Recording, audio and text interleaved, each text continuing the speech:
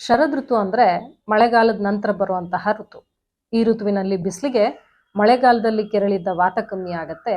ಹಾಗೂ ಈ ಋತುವಿನಲ್ಲಿ ಪಿತ್ತ ಕೆರಳತ್ತೆ. ಪಿತ್ತ ಕೆರಳಿದಾಗ ಪಿತ್ತ ಮತ್ತು ರಕ್ತದ ಸಂಬಂಧಿ ಕಾಯಿಲೆಗಳು ಯಾವ್ಯಾವ ಇದಾವೋ ಅವೆಲ್ಲ ಜಾಸ್ತಿ ಆಗತ್ತೆ. ಹಾಗಿದ್ರೆ ಶರದ್ ಋತುವಿನಲ್ಲಿ ಪಿತ್ತವನ್ನ ಸರಿ ಮಾಡ್ಕೊಳ್ಳೋದಕ್ಕೆ ಏನ್ ಮಾಡ್ಬೇಕು? ಊಟದಲ್ಲಿ ಸಿಹಿ, ಕಹಿ ಮತ್ತು ಒಗುರು ಇರುವಂತಹ ದ್ರವ್ಯಗಳನ್ನ ಬಳಸಬೇಕು. ಅಕ್ಕಿ, ಜೋಳ, ಹೆಸರುಬೇಳೆ, ಚನ್ನಂಗಿ ಬೇಳೆ ಈ ಥರದ್ದೆಲ್ಲ ಬಳಸ್ಕೋಬಹುದು. ಹಾಗೆ ತರಕಾರಿ, ಹಣ್ಣು ಹಂಪಲುಗಳಲ್ಲಿ ಹಾಗಲಕಾಯಿ, ಸೋರೆಕಾಯಿ, ಹೀರೆಕಾಯಿ, ಮೆಂತ್ಯ ಸೊಪ್ಪು, ಕಿರುಕ್ಸಾಲಿ ಸೊಪ್ಪು ಇವುಗಳನ್ನೆಲ್ಲ ಚೆನ್ನಾಗಿ ಬಳಸಬಹುದು. ಆಮೇಲೆ ಎಳ್ನೀರು, ಕಬ್ಬಿನ ಹಾಲು, ಜೇನುತುಪ್ಪ ಇವುಗಳನ್ನು ಚೆನ್ನಾಗಿ ಬಳಸೋದ್ರಿಂದ ಪಿತ್ತವನ್ನು ಕಂಟ್ರೋಲ್ ಮಾಡ್ಕೋಬಹುದು. ಪಿತ್ತವನ್ನು ಕೆರಳಿಸದೇ ಇರೋಂತಹ ಸಾರ್ವಕಾಲಿಕ ಆಹಾರ ಅಂತ ಹೇಳಿದ್ರೆ ಹಾಲು ಮತ್ತು ತುಪ್ಪ ಹಾಗೂ ಜೇನುತುಪ್ಪ ಇವುಗಳನ್ನು ನಿಯಮಿತವಾಗಿ ಬಳಸ್ತಾ ಬರಬೇಕು.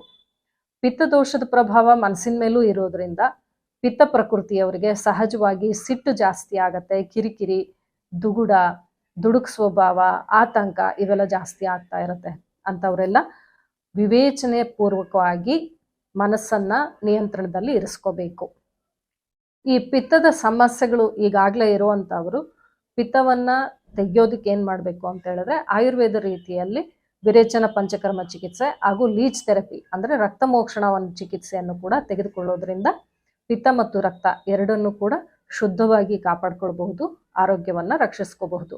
ಹಾಗೆ ಶರದ್ ಋತುವಿನ ವಾತಾವರಣ ಎಷ್ಟು ಚೆನ್ನಾಗಿರುತ್ತೆ ಅಂತ ಹೇಳಿದ್ರೆ ಯಾರೂ ಸಹ ಪಿತ್ತವನ್ನ ಹತೋಟಿಯಲ್ಲಿ ಇಟ್ಕೊಳ್ಳೋದಕ್ಕೆ ಸಪರಿವಾರ ಒಂದು ಭೋಜನ ಕೂಟವನ್ನ ವನವಿಹಾರ ಅಥವಾ ಕೆರೆ ತೊರೆಗಳ ಜಾಗದಲ್ಲಿ ಮಾಡೋದ್ರಿಂದ ಮನಸ್ಸು ಮತ್ತು ದೇಹದಲ್ಲಿ ಎರಡರಲ್ಲೂ ಕೂಡ ಪಿತ್ತದೋಷವನ್ನ ನಿಯಂತ್ರಿಸಿಕೊಂಡು ಆರೋಗ್ಯವಾಗಿ ಇರಬಹುದು.